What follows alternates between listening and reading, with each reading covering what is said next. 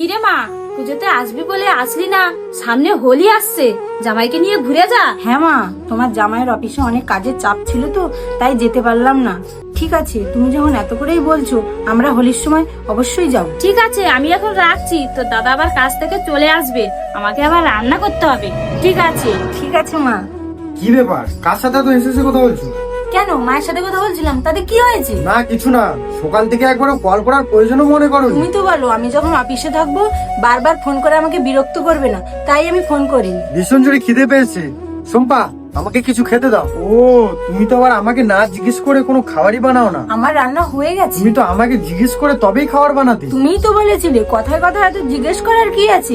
তোমার বেরানি কি কোনো কাজ করে না? তুমি তো সারাদিন বাড়িতে ফাঁকাই বসে থাকো, তুমি যা ইচ্ছে বানিয়ে নিতে পারো না? তাই আমি বানিয়ে রেখেছি।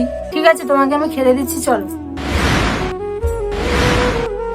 খেতে বসে কি একটা বলছিলে জানো তুমি? সেরকম কিছু না, ট্রেনের টিকিটটা বুক করার ছিল, ও আমি করে নিয়েছি। কিন্তু তুমি তো ট্রেনের টিকিট বুক করতে পারো না। বন্ধুদের কাছ থেকে শিখে নিয়েছি। আর হ্যাঁ, তোমাকে কটা দিন বাইরের খাবার খেতে হবে। কিন্তু কেন? আসলে মায়ের শরীরটা খুব খারাপ, ভাবছি কয়েকটা দিন গিয়ে মায়ের কাছে থাকবো। তোমার কি এতে কোনো অসুবিধা হবে? ঠিক আছে, ওটা কোনো ব্যাপার নয়। আমি অফিসে যাওয়ার সময় তোমাকে স্টেশনে ছেড়ে দিয়ে যাবো। তার কোনো দরকার হবে না, আমি টোটো ধরেই চলে যাবো। কিন্তু তুমি তো একা কোনোদিন কোথাও যাও না। তুমি সেই দিন পার্টিতে সবার সামনে বলেছিলে না, ছোটখাটো কাজগুলো একা করে নিতে পারো না, আমাকে বারবার বিরক্ত করো কেন?